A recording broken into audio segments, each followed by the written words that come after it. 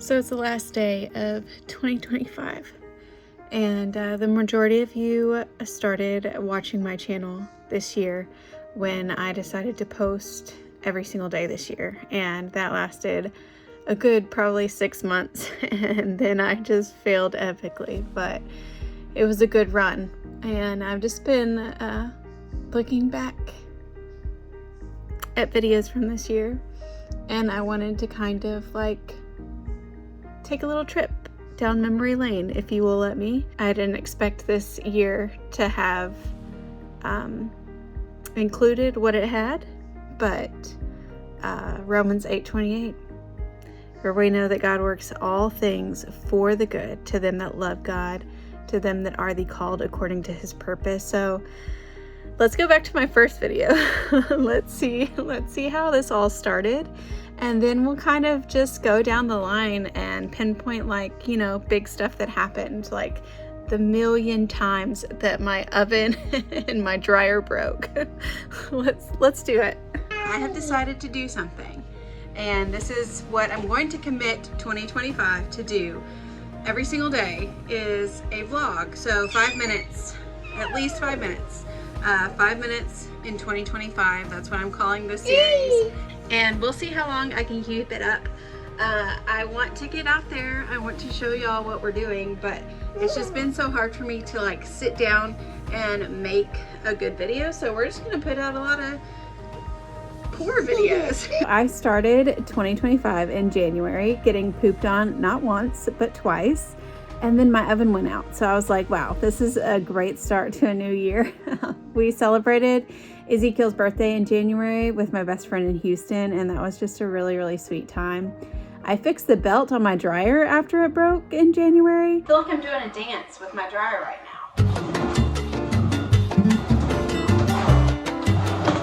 I was talking to my camera the entire time and showing what I was doing, but I didn't press the record button, so. And come to find out, that dryer belt would break a couple more times in 2025, which would lead me to ultimately getting a new dryer, courtesy of my mother and father-in-law at the end of this year. So that was just a never-ending saga of dryer, appliance, air conditioner issues. Like 2025 was chock full of them. I also posted my first video that got over 1,000 views. It currently has 4,000 views, I think. And it was the one where I talked about divorce, and a lot of like the big like YouTubers that I watched were getting divorces at that time. So I just kind of talked about that. So that was January. Let's move on to February. So in February, I talked about God closing the door on our dreams to have land out by the church that my husband was pastoring at the time. I discussed how a dish sponge made me a better mom. I also encouraged mamas to stop trying to balance when all God had called them to do was to walk, because there's this concept of like put on women, especially mothers, just to like balance it all, you know, balance, you know, if you have a side hustle, balance it with motherhood, balance, you know, taking care of your husband and taking care of your children, taking care of your house. You know, we have all of these responsibilities that we feel like we need to balance. And so I just encourage them to just walk. You know, we don't need to be on a balance beam. We just do what the Spirit tells us to do. And so this is me talking to fellow mamas about that. Walk in the Spirit and you shall not fulfill the lust of the flesh. But you may say, Amber, how do I do that? Like that doesn't make sense to me. Like, how am I supposed to walk in the Spirit? And it's actually really simple. You just listen to him. You learn to hear his still, quiet voice amidst the rambunctious yelling of your children or the obnoxiously loud dryer that needs WD-40. You learn it.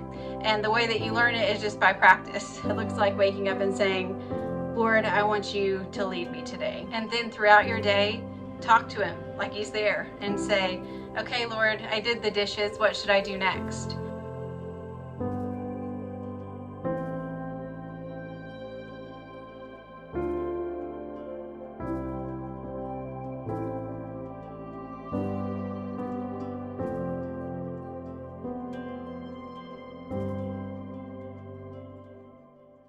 So then March comes along and we got a nasty stomach bug that lasted over a week. In 2025, come and see Mama 6 living life so free.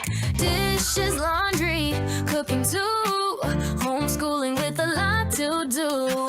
Every day a brand new vibe. Join the fun, watch her thrive. From sunrise to the moonshine, it's 5 in 2025. I discovered a love for avocado toast. After the stomach bug had passed in February, I realized how much I absolutely love avocado toast. And then also our lives literally changed forever because of this one person that I haven't told that story yet, but it is an absolutely insane story.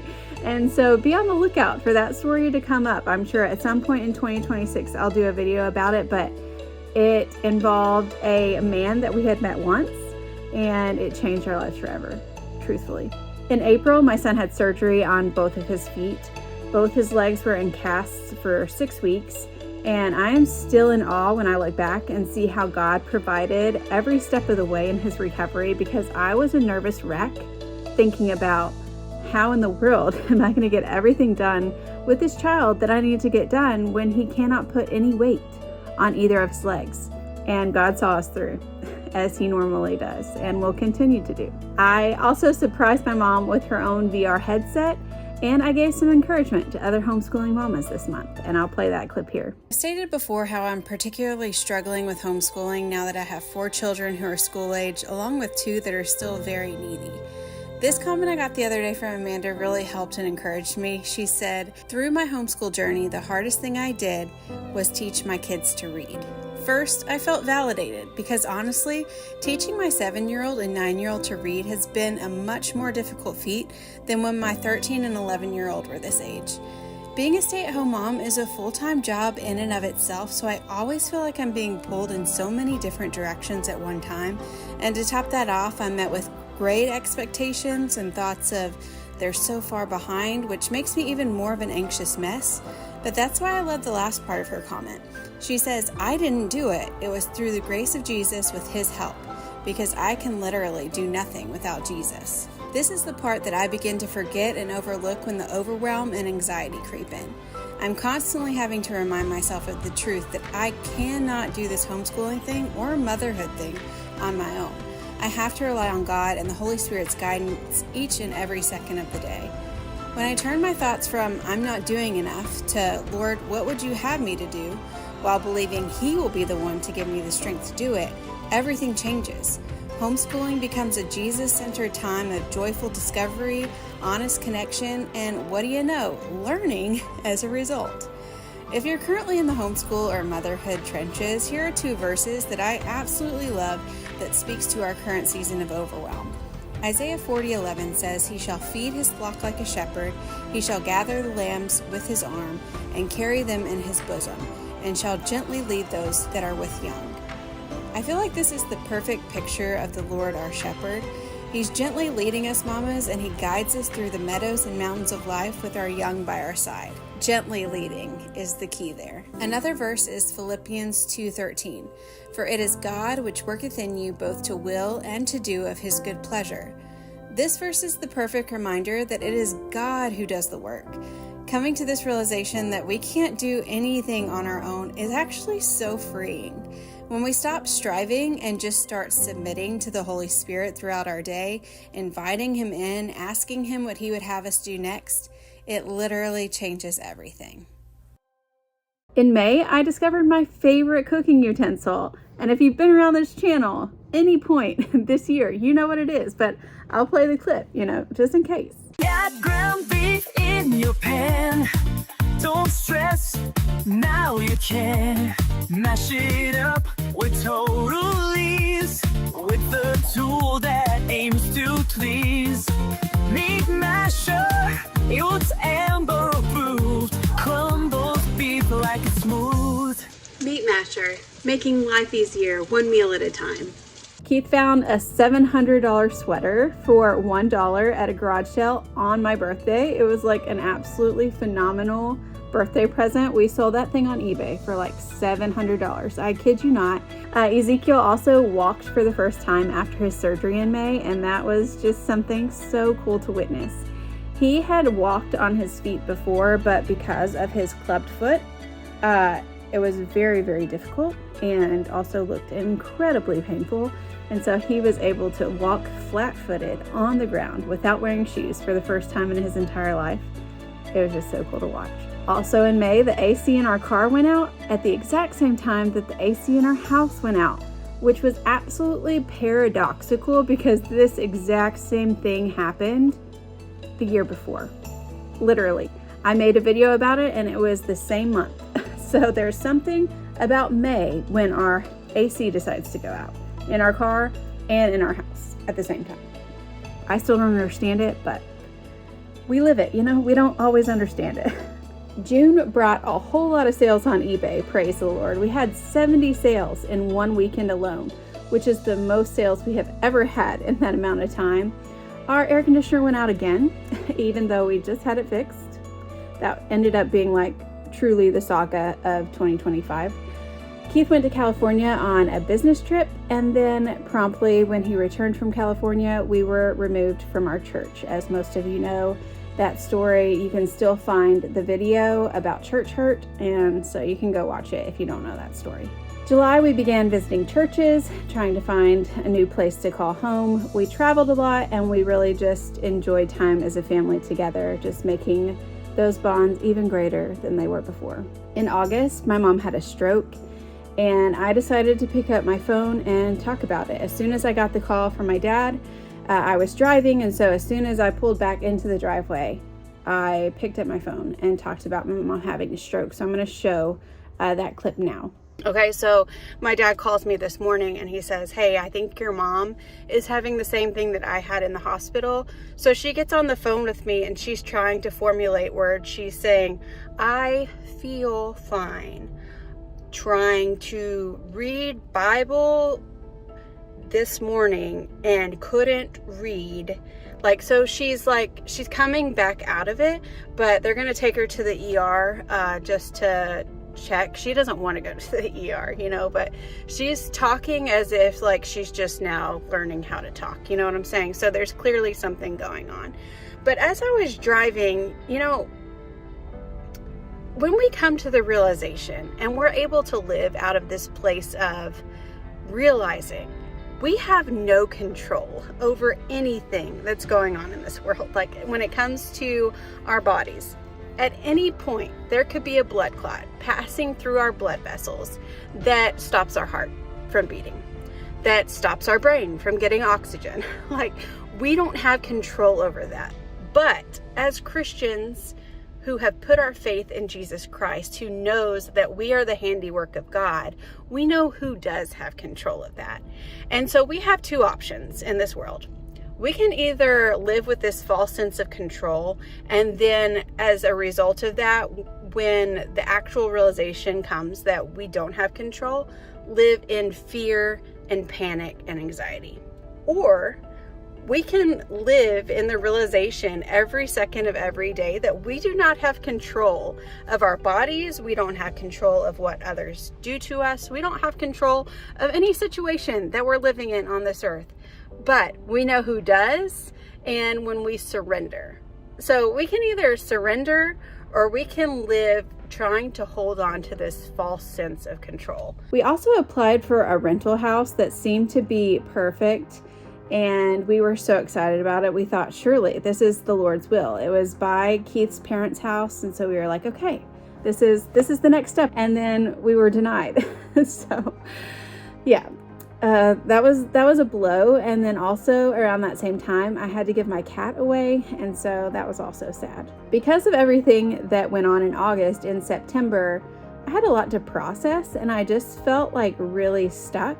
But we celebrated Keith's parents' 50th wedding anniversary, and I ate some of the best cheesecake I have ever tasted, courtesy of Keith's mom, because she made it. And I really could use some more cheesecake like that.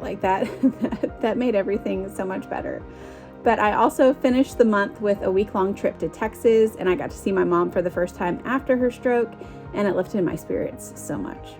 And then in October, I discovered that freezing rotisserie chicken could change my life forever. I just loved that it was already pre-cooked. I could just pull it out of the freezer. I could take it with me on the go. I could throw it in a casserole. Total game changer. We also celebrated World Spina Bifida Day for the first time. I don't know why we haven't celebrated it before, but we celebrated Ezekiel on World Spina Bifida Day in October. In November, we found a church to call home. I also struggled with a lot of intrusive thoughts, but talking them out with y'all, like on my camera, made me feel so much better. And I'm just so thankful and grateful to all of you who watch this channel. A lot of it is truly therapeutic for me, picking up my phone, talking through my feelings. And so the fact that someone would want to listen to my feelings, like it does like encourage me. And then, as y'all know, 2025 ended in a way that we never expected or anticipated. My husband had a stroke on December 17th, and our lives have changed forever.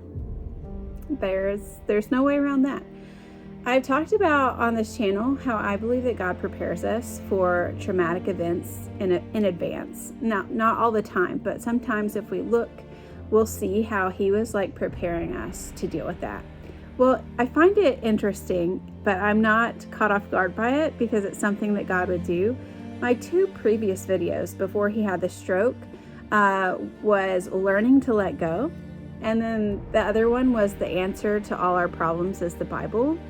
And it's just like God has been preparing me this entire time, this entire year, for the culmination of events in my life. And it's just crazy to me how good He is. In spite of it all, how good He is. God has taught me so much in 2025, and I can honestly say that what I hoped I would be able to say at the end of this year, when I first started filming in February, I found this clip of really what I wanted to be able to say no matter what 2025 brought my way. Whatever we may go through this year, I honestly have no idea what God has planned for us, but I know that it's going to work out for our good. So no matter what you see me go through this year, I pray that I can go back to this video and I can be like, yeah, she was right. And I can honestly say that I can say it.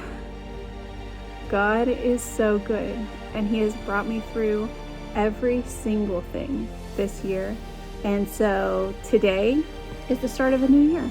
It is officially 2026, and I can say with confidence, no matter what this year looks like, Romans 8:28 is going to hold true. Like, it could be an even worse year. Is that correct, Grandma? I don't know. I don't know what 2026 holds, but I know who holds 2026, and I know that He promises to make it good. And I just pray that He gets so much glory out of my life. And I pray that for you too. I pray that you go into 2026 with confidence, just knowing that no matter what is around the corner, that it's going to be good. All right. That's it for this video. See y'all next time. All right.